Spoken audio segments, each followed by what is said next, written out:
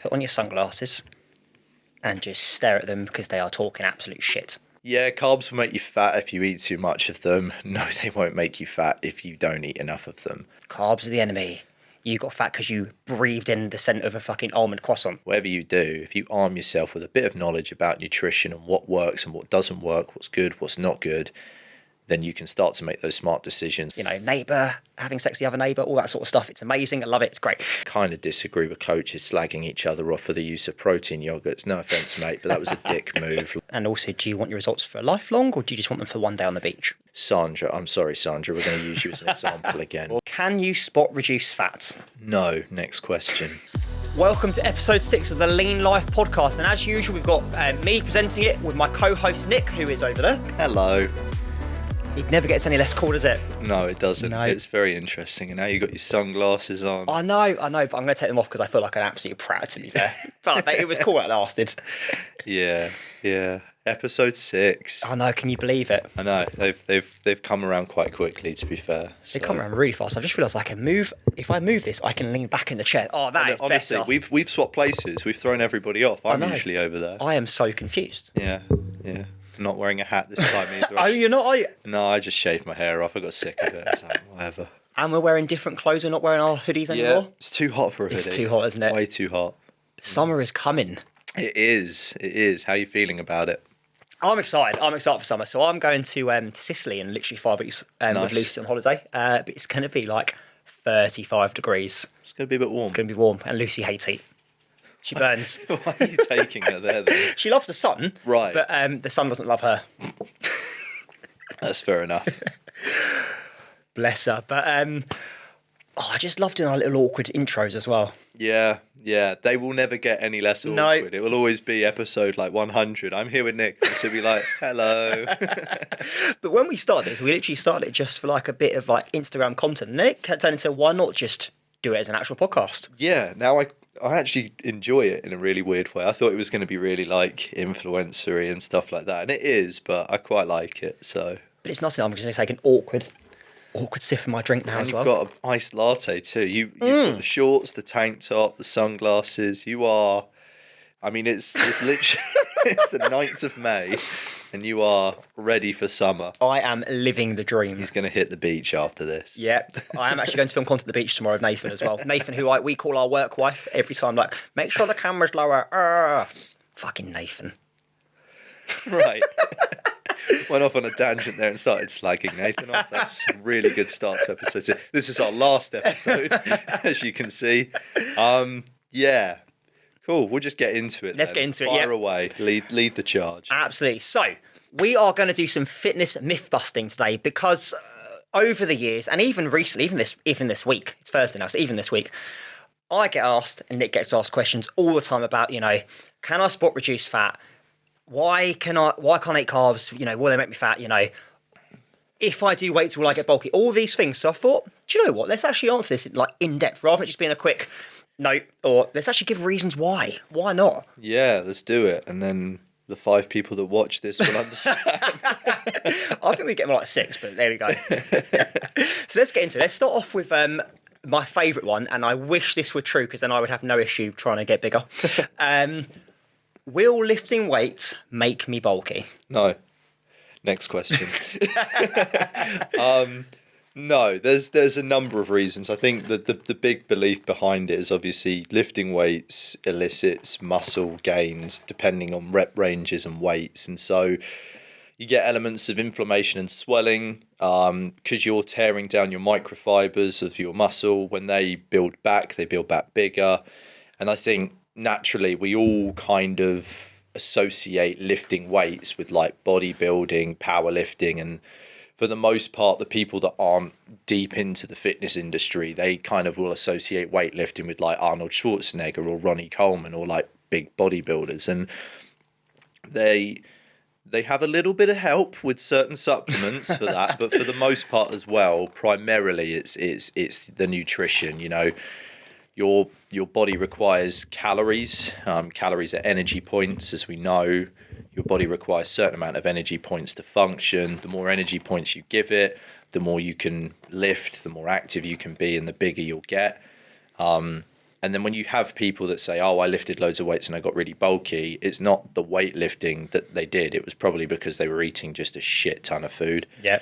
So it's not to say that you won't get bulky, because if you eat in a surplus and you eat a high level of protein and you lift and progressively overload those weights on a regular basis, you will put size on.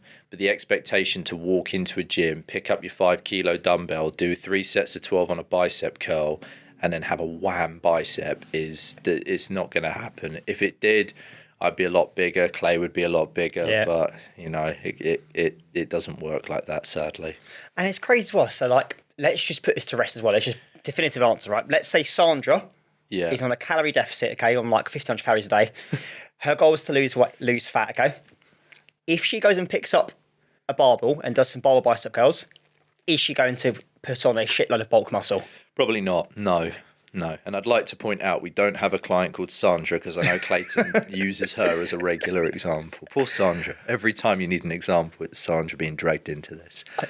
No, she won't. So your body changes over time. It's a long period. It's the same as like weight loss and weight gain kind of go hand in hand. They, it takes a while for you to see progress there, because your body almost becomes comfortable with where it's at, which is like the plateau point that we start to hit. And so if you've been a certain size for a certain period of time, your body becomes used to that, and then trying to elicit change, you're almost fighting yourself initially for that change. And then when you eventually break down that barrier, it gets a little bit quicker, then it stops and you hit a wall, break down that wall, keep going. There's a constant hurdle of walls that you need to kind of hit, whether you're gaining weight or losing weight. But for the average person, going into the gym 2 to 3 times a week, doing a little bit of weights along with your cardio and eating properly, you'll notice some muscular definition if you're eating right, but you're not going to notice like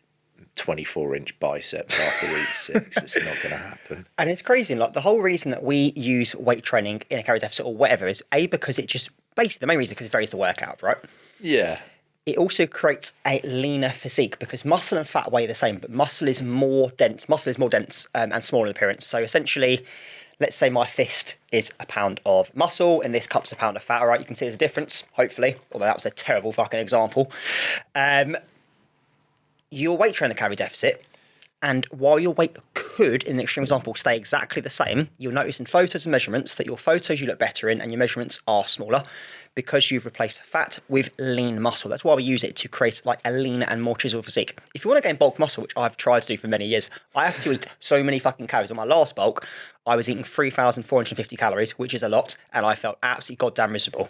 Yeah, it is a lot. When I did my mad bulk, I was eating and drinking so much that it got ridiculous. But yeah, I think I tell a lot of people, weight loss, weight gain, you can do without the gym. It's just, how do you want to look at the end of your journey? So if you're looking to lose weight and you just want to lose weight and you hate the gym, you can navigate that without going to the gym. I feel like the biggest misconception is everybody feels like the gym is like the primary thing for building muscle or losing weight. It's a tool, it helps, but ultimately your body is just this big ball of energy that uses energy and requires energy, which is calories in, calories out. It's your nutrition will define your results. Just getting your ass in the gym or doing home workouts or going for runs and stuff will define how your physique aesthetically looks at the end of it. There are pros to weightlifting and cardio as well, in terms of like your VO2 and your cardiovascular health, bone density, joints, all of this. There's a lot of research behind why we should do weightlifting and stuff, but I don't really like boring people with that kind of mentality. I basically just say to them, it's good for you, go do it, and you'll look great at the end. And most people take that as gospel.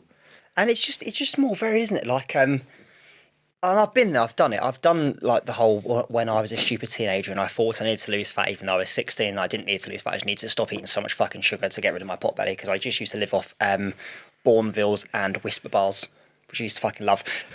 Just doing cardio is boring. That's the main thing. It's just so boring. Yeah, definitely. I tell people that I lift heavy circles to fight the big sad, but that's kind of it, really. Yeah. I like lifting weights. I enjoy it. Are there benefits to it? Yeah. Does it make me massively functionally fit? Probably not, but I do some functional stuff alongside it. But I ultimately do it because I enjoy it, and it's how I started the gym, and it's probably how I'll finish it as well. But that's not to say that people need to lift weights, and that's not to say that people need to run. That's not to say, I think nowadays we can be very kind of shuffled into one aspect of training. Like at the moment, flavour of the month will be like CrossFit and hybrid training and high rocks. Now, awesome styles of training, really, really cool, but don't feel like that's the only way to train if you don't like it, because it's not. It's just what's fashionable at the moment, which I get, but people just need to understand that do what you enjoy. You'll be consistent with it, but don't worry about picking up a dumbbell because you're not going to get mega bulky from it. Speaking of high rocks, I love high rocks. Got a newfound respect for it. I used to think it was really wanky and really shit before.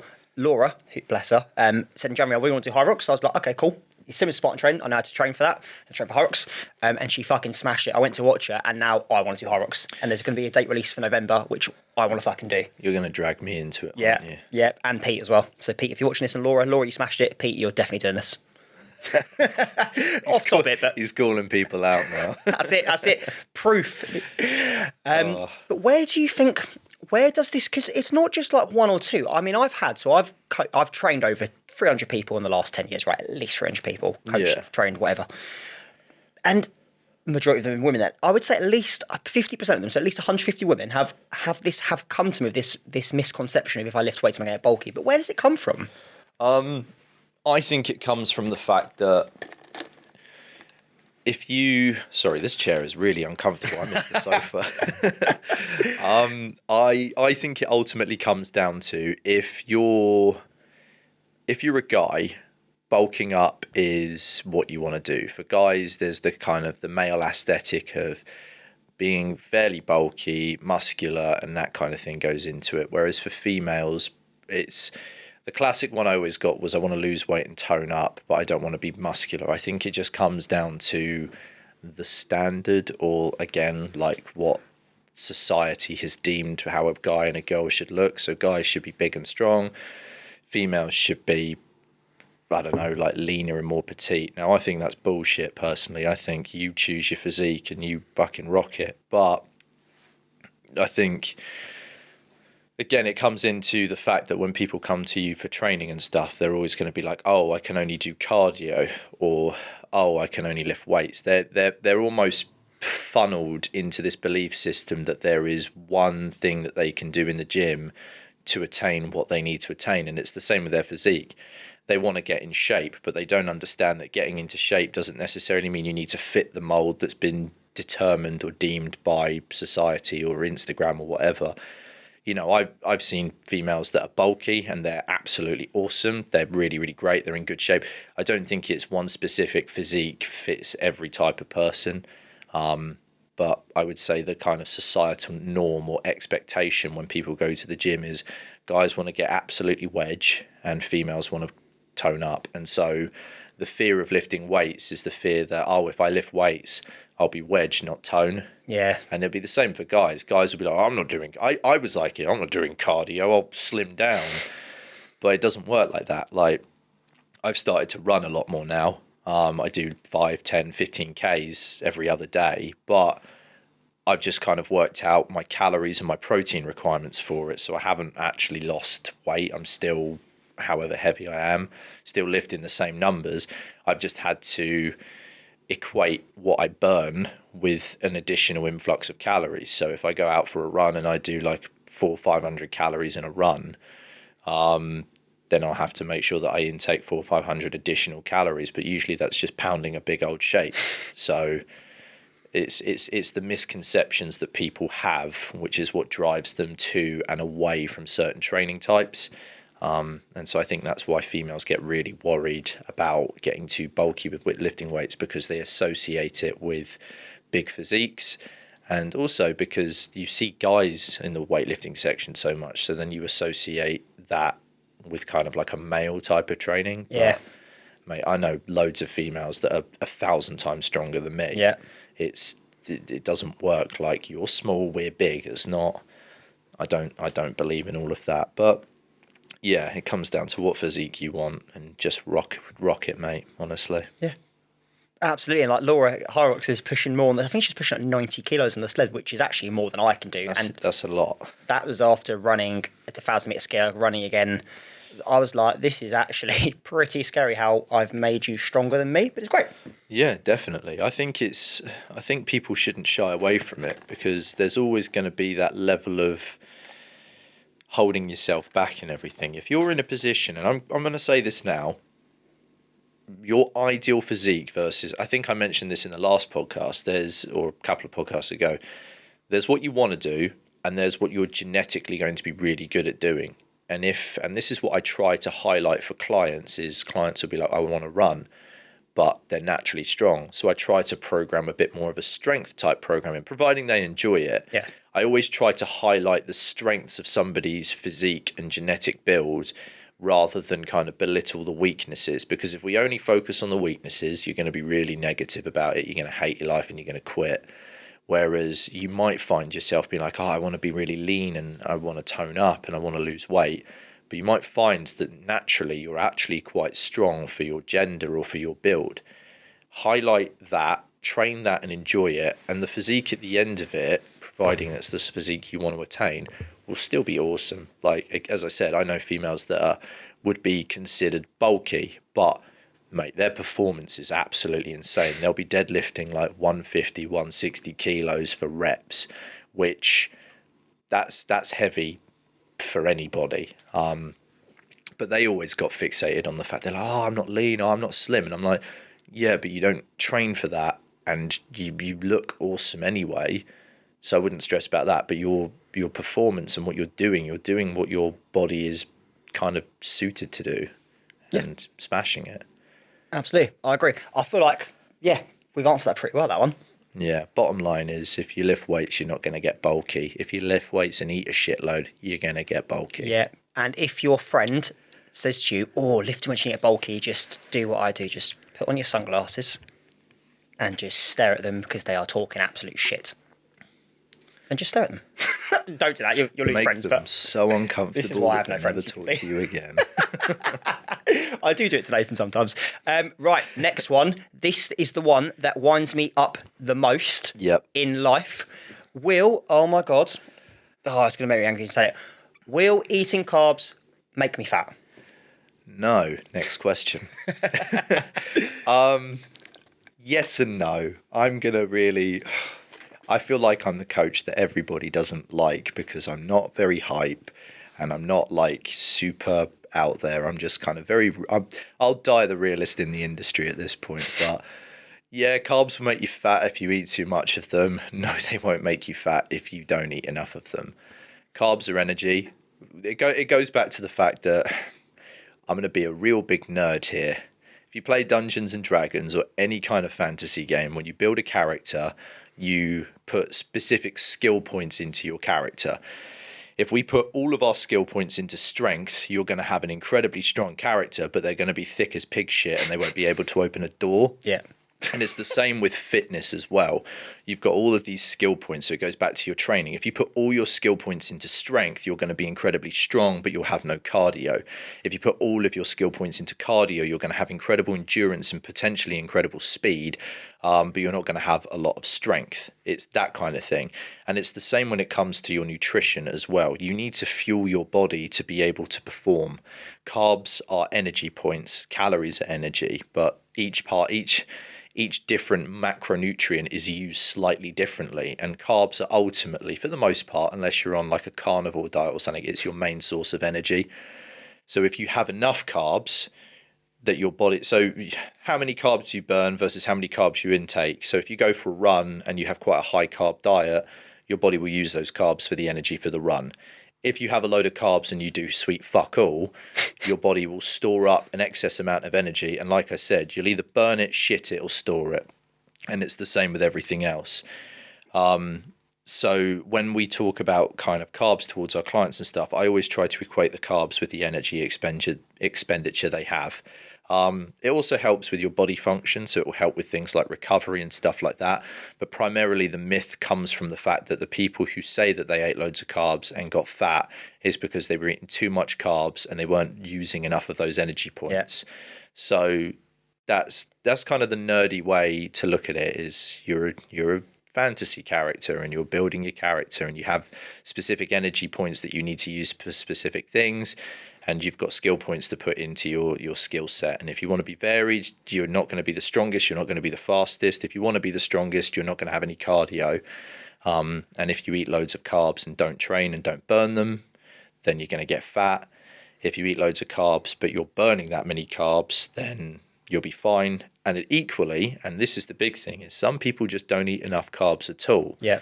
Now, there are other energy sources that your body can use, like fat, for example, but primarily for the average person, you're going to want to intake carbs for what you're doing, because this is where people start to feel fatigue, start to feel lethargic, feeling tired. Their progress in the gym is starting to lax a little bit because they're just not fueling their body with enough energy. But they're not fueling their body with enough energy to basically perform the task they're asking their body to perform. It's as simple as that. You're trying to drive a car without any petrol. Yeah. Cool. And carbs get a bad rap as well because, like, carbs are not just pastries, right? But because of the pastry element, obviously is a carbohydrate, okay? They get a bad rap because obviously pastries are great and we can eat them all day, okay?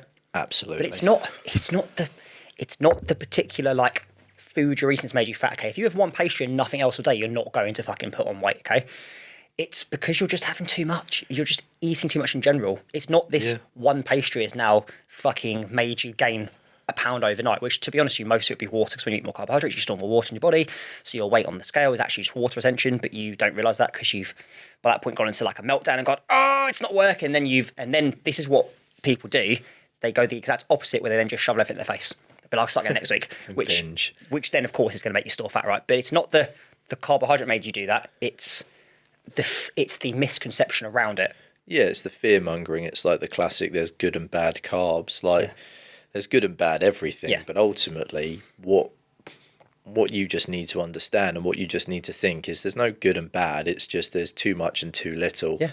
You could smash back a Cadbury bar, and like you said, you can smash back a Cadbury bar, still be in a deficit and still make progress, or you could smash back a Cadbury bar and everything else on top of it be in a surplus and not make progress. Yeah.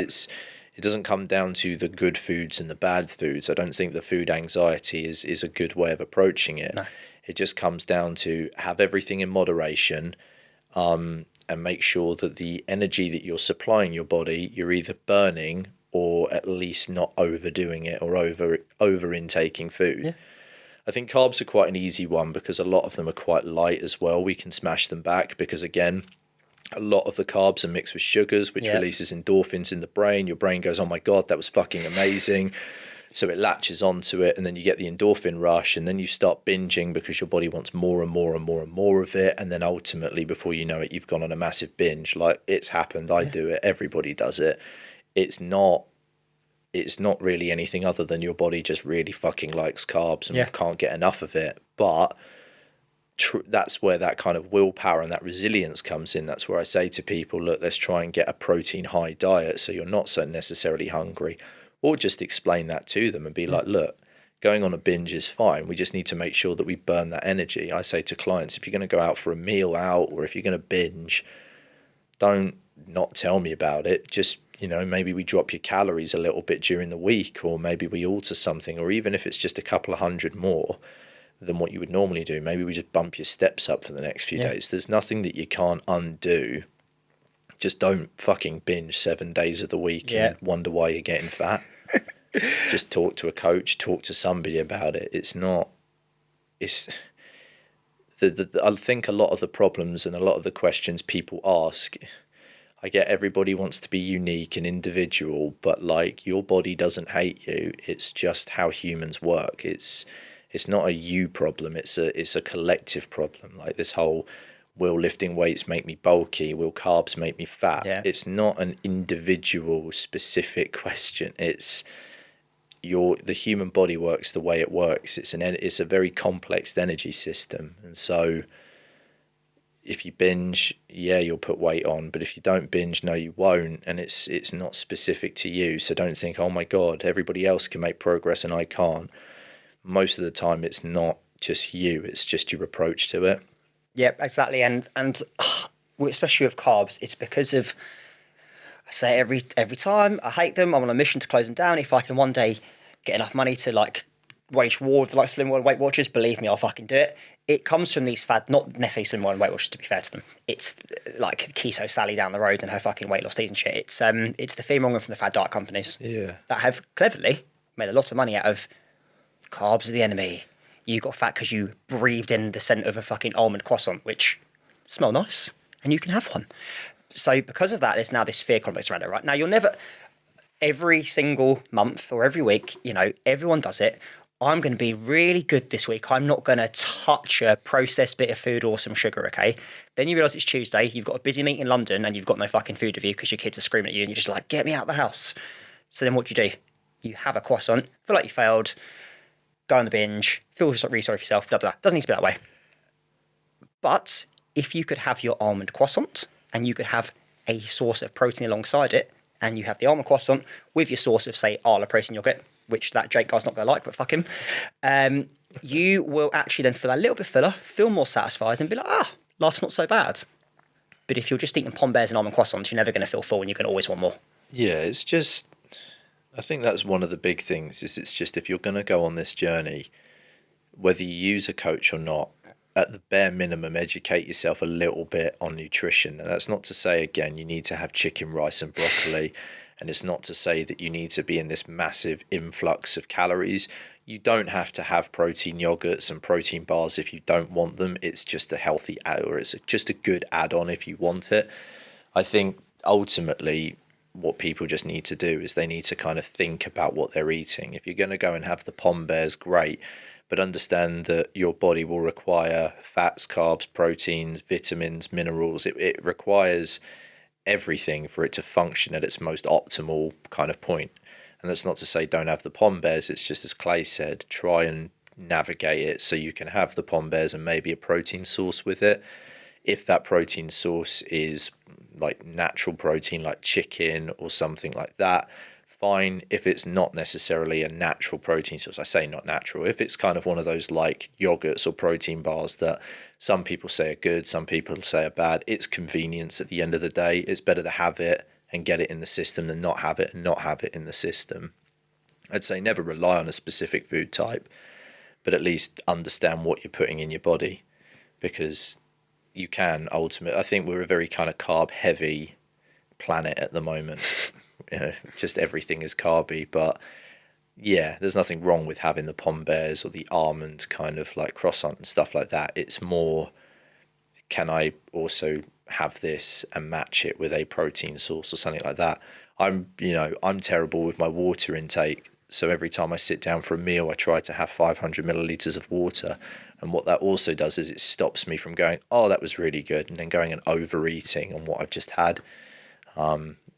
Yeah, I think people just need to, I don't think you need to be like a massive savant when it comes to like nutrition and stuff. It's just being aware of what you're putting in your body. Think about it a little bit and make smart decisions. That's the big thing I tell everybody, is everybody's perfectly capable of making a smart decision, but you can't make a smart decision if you don't know what the smart decision is in the first place. And that's just where educating yourself comes in. Whether you have a coach, whether you go on Google, ChatGPT, whatever you do, if you arm yourself with a bit of knowledge about nutrition and what works and what doesn't work, what's good, what's not good, then you can start to make those smart decisions when you're in Tesco's or when you're in Asda or wherever you are. And then you can think, oh, okay, well, this is quite carb heavy. How can I get 15, 30 grams of protein in with this? And then you make the decision to have a yogurt or a piece of chicken or something like that. And then before you know it, that kind of quick lunch break that you're on is actually still quite a smart and tactical nutritional supplement. It's just you've now thought about it as opposed to just grab the thing that looks the nicest. Yeah. On a side note, though, I am really looking forward to you waging war. I can see you now in your metal armour aloft your mighty steed as you charge the gates of the Weight Watchers fortress. 10 out of 10 would watch that Netflix series. I just like it. Just does my head in. Like, I'm going to go a little off topic now. So, in East Grinstead, where I live, which if you want to come to my house and go at me, go for it. It's not a very big town. That'd be amazing though. You know when Slimming World groups open, they do this big announcement on the local pages, right? So I think this woman's name actually was Sally. So Slimming World Sally on the What's Happening East Grinstead page. Which, by the way, if you want some drama to throw on your board, this is the biggest place for drama. We've had corrupt gyms going bust and taking everyone's money. We've had, dog walker goes missing, all sorts of cool stuff. Wow. Obviously, dog walker was found. That's not that cool. But anyway, point being is that it's got a lot of drama in it, right? Neighbour having sex with the other neighbour, all that sort of stuff. It's amazing. I love it. It's great. As long as it's not you. So the point. Anyway, so Sally's gone. Hello, I've moved to the area. I'm opening up a Slimming World group, and then all you get below is comment, going, "Yep, I'm in." And that's like, no, you're just going to open yourself up to a repeat business model of misery, pain. You will lose some weight initially. You'll feel miserable because you've had to do it having sin-free foods. And if you have a bottle of wine, it's like, I think a bottle of wine is more or less your entire sins for the day, which is obviously alcoholism is not a healthy way to lose weight. Anyway. And it makes me just want to go, and I'm obviously not going to comment on it because I'll get loads of hate. I'm not that much of a dick, but it just makes you want to go, no, this should be banned.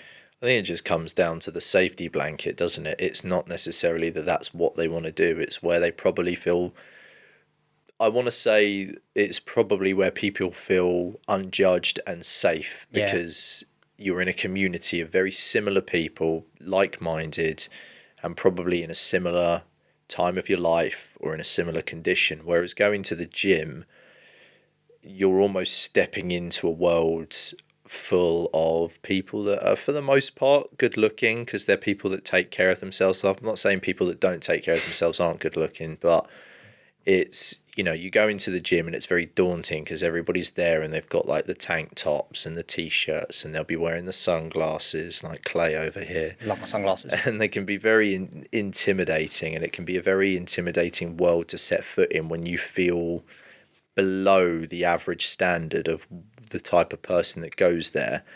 Whereas when you go to like Slimming World and Weight Watchers and stuff, I'm not saying that there's a standard there, but you feel a little bit more included because people are a little bit more like you. And I think that's what it comes down to, is it's not so much that that's what they want to do. It's not so much that it's this magical thing that's going to work from them. I think it's just people go, how can I make a shift in my life and a change to my body and feel better about myself without giving myself a boatload of anxiety and scaring myself shitless. It's trying to make a change in the most comfortable way possible, physically and mentally.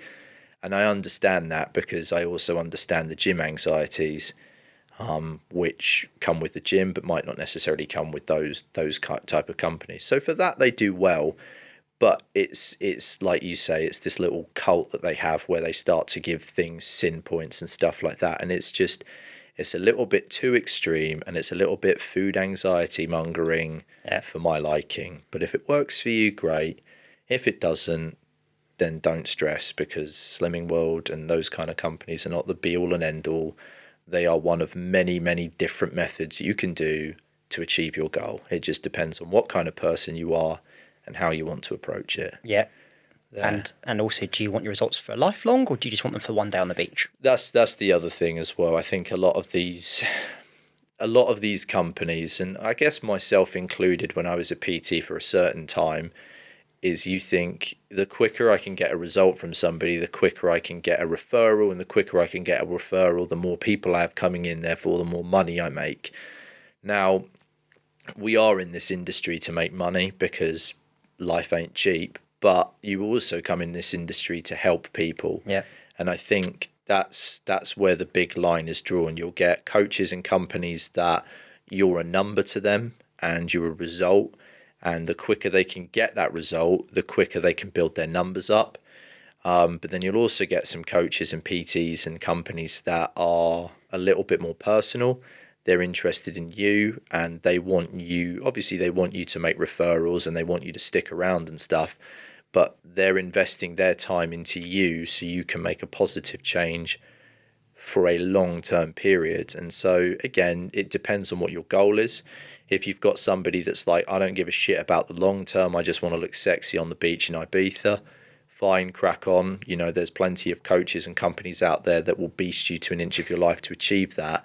But if you're somebody who wants longevity and sustainability out of your journey, then there are companies and coaches out there like ourselves. I'm not saying we're the only ones, but like ourselves, who will ultimately guide you on that sustainability and longevity. It just comes down to what you want to achieve, how long you want to achieve it for, and what kind of ethos and morality you gel with. Because there's some coaches, this is why I find the fitness industry fascinating, is we've all got different mindsets, we've all got different approaches, we've all got different ways of doing it, which is why I kind of disagree with coaches slagging each other off for the use of protein yogurts. No offense, mate, but that was a dick move. Like, you know, anyway, he's probably not watching this, but if he is, dick move, don't do it again.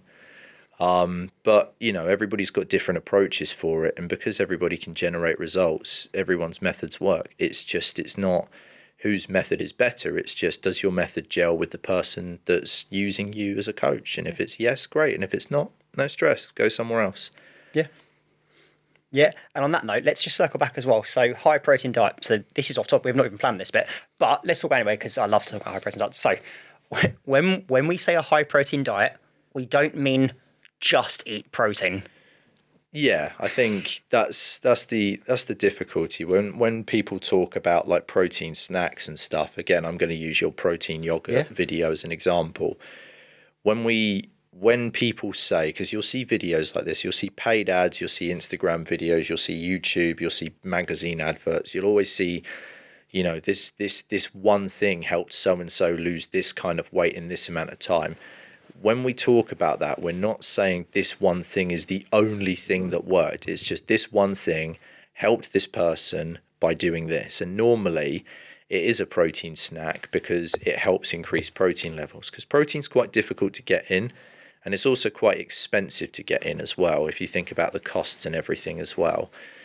So when we recommend things like protein yogurts and stuff like that, we're not saying that's the only thing or that's the sole reason that you made that progress in that journey. It's just one thing that helps. You know, if we've got Sandra, I'm sorry, Sandra, we're going to use you as an example again. But Sandra. if we've got Sandra who's struggling to hit protein levels, and I just turn around to her and go, "Oh, just have another chicken breast," that might not be feasible for her financially. It might not be feasible for her for time. It might not be feasible for her for a multitude of reasons. But turning around and saying, "Look, there's a protein yogurt that you can have at the end of your meal as a dessert that gives you an extra 15 to 20 grams of protein," that's going to massively help her in the sense that that's boosting her daily protein intake, or her every other daily, however many times she has it a week, and just boosts it by 20 grams. It's quick, it's easy, it works. And when we talk about high protein diets, as Clay said, we're not saying protein only and nothing else. What we mean by that is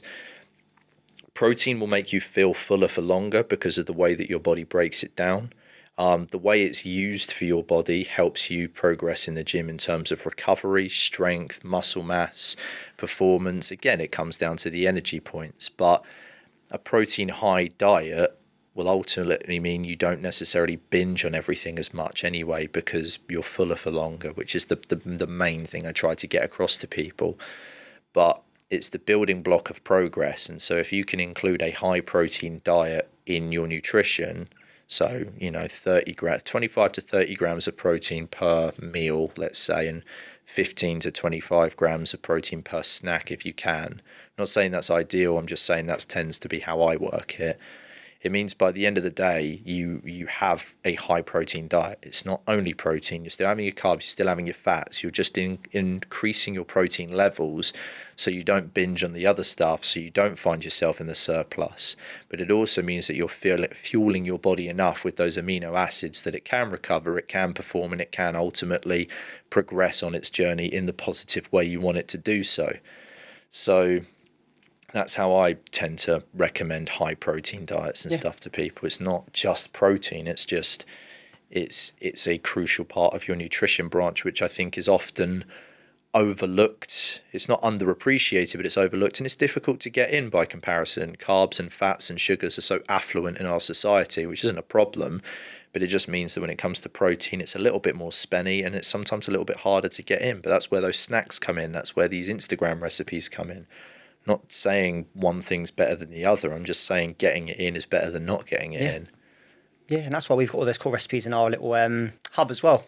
Makes my life much easier. Absolutely. Kath's a legend. Love Kath. Makes our life a lot easier. Kath is our nutrition chef. Anyone who doesn't know, we have a nutrition chef as well. Any member of staff I can hire to make my life easier, I will hire. And to get my clients better results as well. Absolutely. Okay, I feel like we've done that one to death now. So if you are, just to sum up basically, carbs alone won't make you fat. Just overindulging in food in general, if you're in a calorie surplus, is what makes you put on weight, okay? And actually, if you do have a slightly heavier carb meal and you've put on weight the next day, it's most likely water retention. Don't stress. Let's go on to my favourite one next as well. So summer's coming. Well, in fact, it feels like summer today. Summer is literally here. By the time I release this, it will be summer. So they'll be watching gin. This is going to happen. We're going to get asked the question many times again. People want a six-pack. They want a slimmer stomach, okay? Can you spot reduce fat? No. Next question. No, you can't. Where spot reductions come from is if I train a muscle group and I engage that muscle group and I build the size of that muscle group, it then becomes more prominent, which means as I start to lose body fat, the prominence of that muscle starts to come through a bit more, which is again, so for example, if I only did bicep curls and then I started to lose weight, that muscle gets bigger, the fat around it becomes a little bit more spread out, and as the fat level starts to drop, the bicep itself becomes a little bit more noticeable and it becomes a little bit more, I guess, appealing is the wrong word, but it becomes more prominent.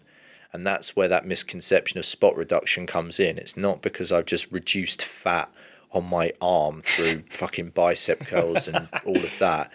It's because while my body's lost body fat all over the place, because that's how it works, the muscle group getting bigger has made it more prominent. Now, there does play the factor of there's specific fat displacement. Different genders and different body types and different genetic makeups mean that you'll carry fat in different places. I carry it around kind of my sides here and everything. Even when I got myself down to really low body fat for a photo shoot ages ago and I felt like shit, I still had not a fair bit, but I still had most of my fat displacement was around there. Females will kind of get it around legs and hips. Guys primarily get it around kind of the back and belly, hence the beer belly. But it's different for different people.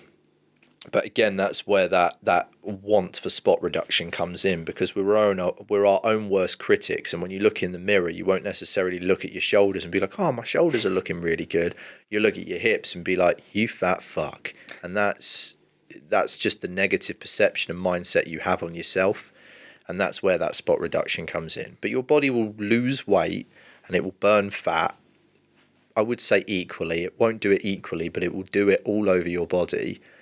But where your primary fat displacements are will take longer to do. So again, for me, for my lower abs to pop through and for my lower back to lose kind of like the love handles, I suppose, if you will, means that I'd have to be really, really shredded and really strict on my diet. But I don't want to be. Yeah, life's too short for that. Absolutely. So that's where your spot reduction myth comes from. No, you can't spot reduce, but yes, if you train a specific muscle group, it will become more prominent, and when you lose weight, it will look more aesthetically pleasing, I guess. That's probably the wrong way to word it, but that's how it is. So if you're a guy or if you're a girl and you're worried about, it's always around the stomach region.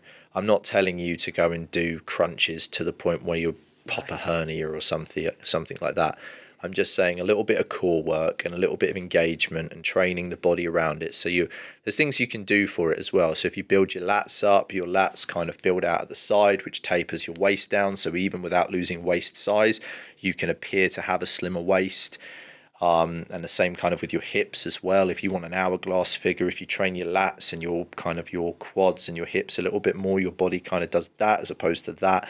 There's a lot of things you can do to kind of manipulate the way people think people see you and stuff like that. I'm not telling you to go and grow massive lats and stuff like that. I'm just saying that like body composition is a very intricate and very interesting approach. But for the average person, if they want to look slightly better, just try to get them to train every muscle group evenly. It builds up prominence, hence where that protein-rich diet comes into it, because it helps build the muscle groups up a little bit more. And then from there, as they start to lose body fat, they'll start to appear a little bit leaner. And as they start to appear a little bit leaner, then their abs become more noticeable. Maybe their shoulders start to pop a bit more. And then they look great at the end of it. But yeah, your spot reduction's not happening. There'll probably be some science whiz on here who's like, actually, you can spot reduce. If you can, please tell me. But from my experience, Definitely you can't. So, yeah. Otherwise, every single person who will do this, regardless of what we say, who's doing sit-ups for days, right?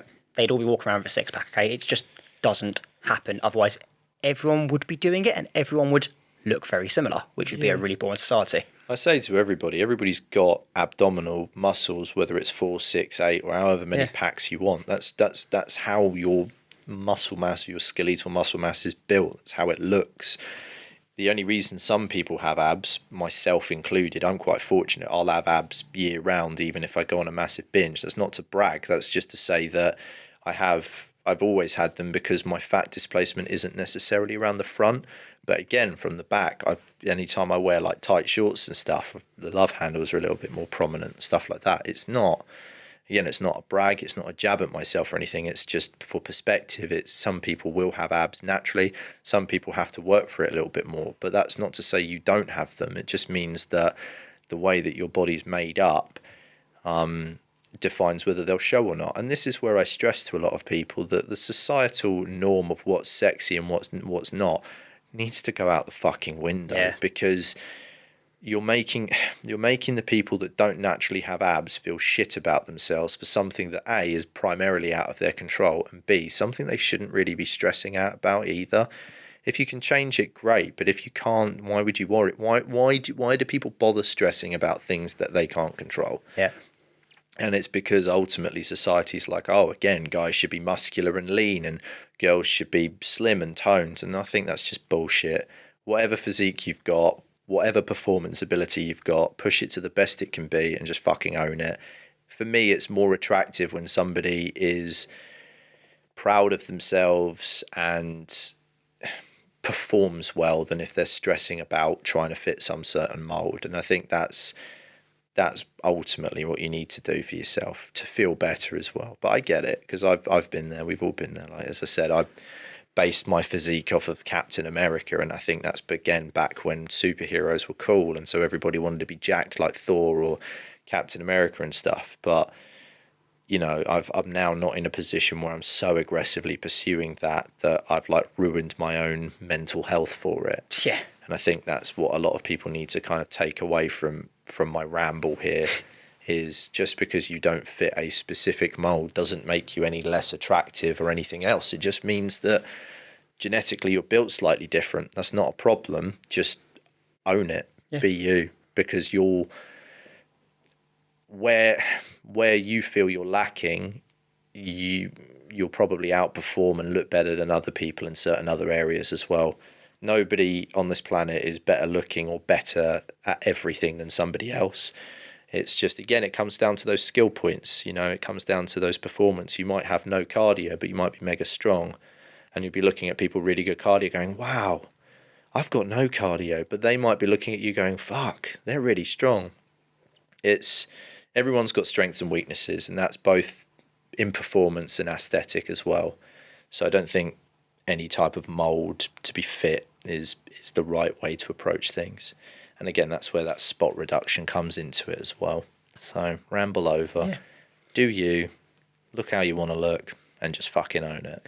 Especially also like so if you're a woman as well, actually having a six-pack long term is actually really dangerous for you, for them, because they can really fuck up their hormones, but they can also stop their cycle. They can stop their period coming, which is really, really fucking bad for your long-term health. Yeah, I've heard about this. It's really bad. And I have seen other coaches that I know who have done it to themselves and they've learned, but when that happens, your metabolism's slow and your hormones are fucked. Like, it makes everything harder, including if you ever want to have a child.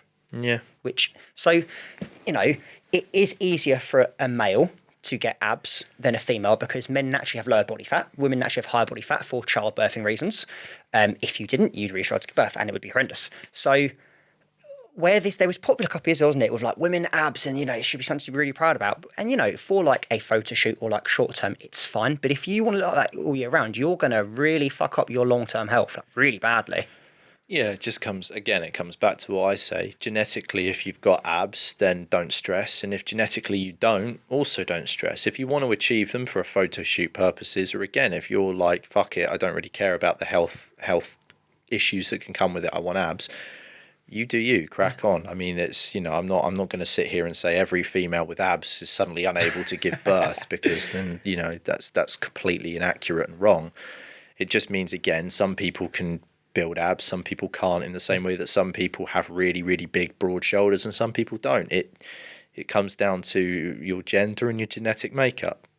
I can't sugarcoat it, because a lot of you are going to be like, oh, well, I don't have shit luck. Like, I'm sorry, if you want abs and you don't have them, and you don't work for them and naturally have them, then you're not going to have them. But that's not to say that, oh, well, fuck you, not in good shape. That just means to say that your strengths and your skill areas are somewhere else. It's not a bad thing, is what I'm trying to say, because I think a lot of people define physiques by abs. Conor McGregor, perfect example. If you are watching this and you don't like what I'm about to say, please don't come beat me up, because I would last about a second before I start crying. But he doesn't necessarily have the shredded six-pack look, but you'd never look at Conor McGregor and go, he's not in good shape. No. That man is incredibly well conditioned.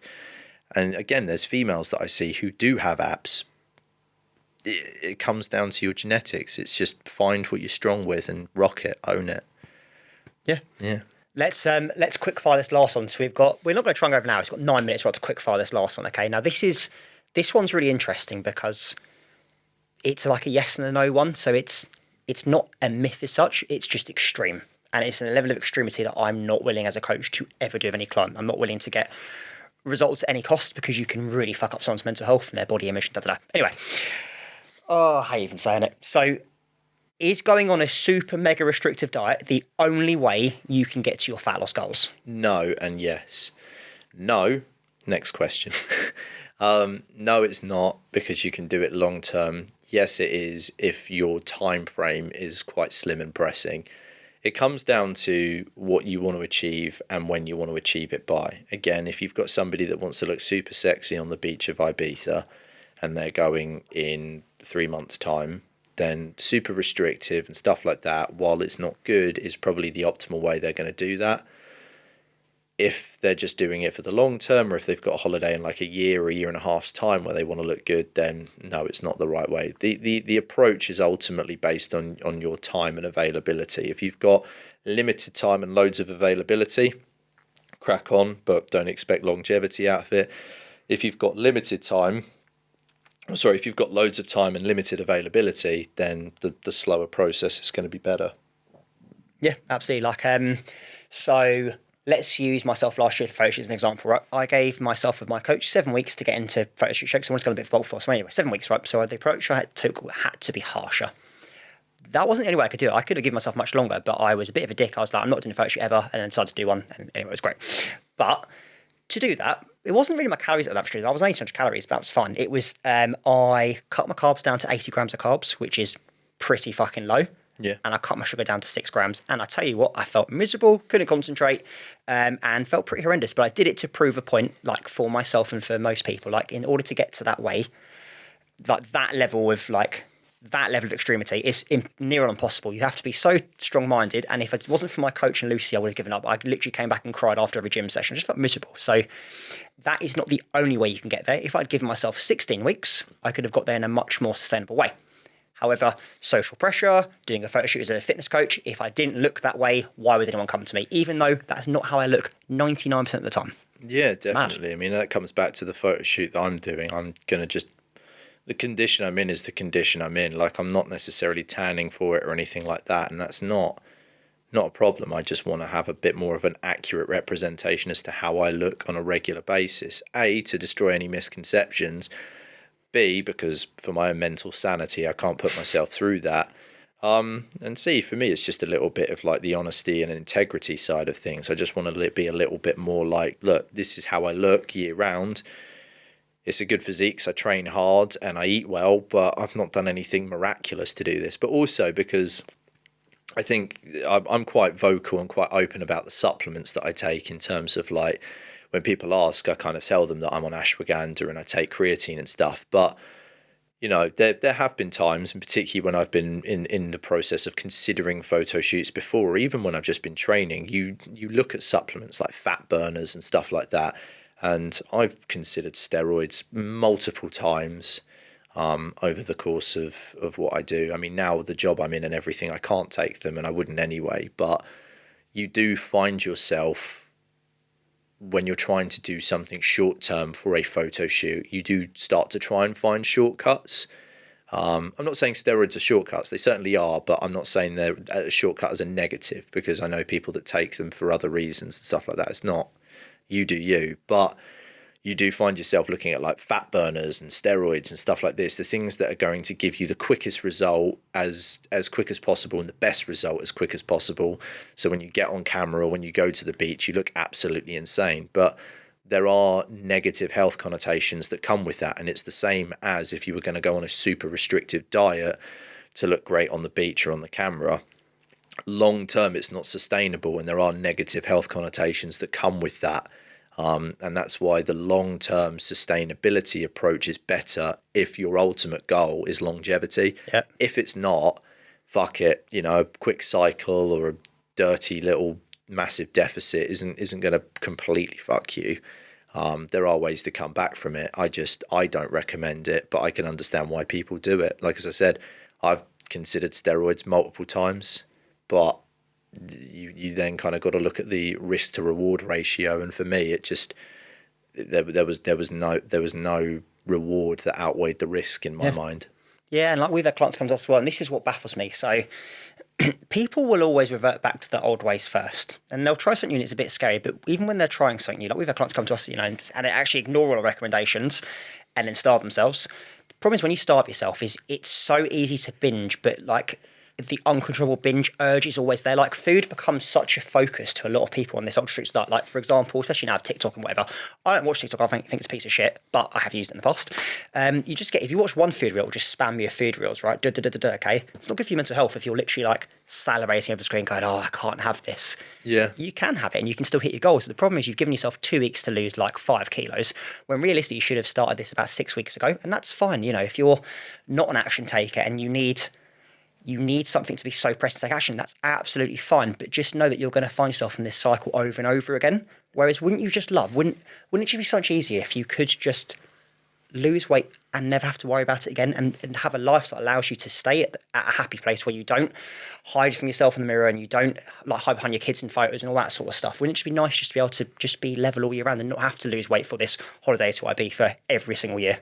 Yeah, I'll probably get more into it on my psychology podcast that I'll inevitably do at some point. But if you restrict yourself from things too much, that's where those endorphin rushes come from. And this is why people who go on really restrictive things end up binging, and it doesn't become sustainable, because your body needs sugars, it needs fats, it needs carbs. And if you isolate and kind of stray away from that and restrict it to the point where you don't have any of it, the minute your body gets a whiff of it or a taste of it, this is where the binging comes from. This is why people who are super restrictive say, oh, I can't have that cookie because otherwise I'll binge. It's not because they have like that binge mindset.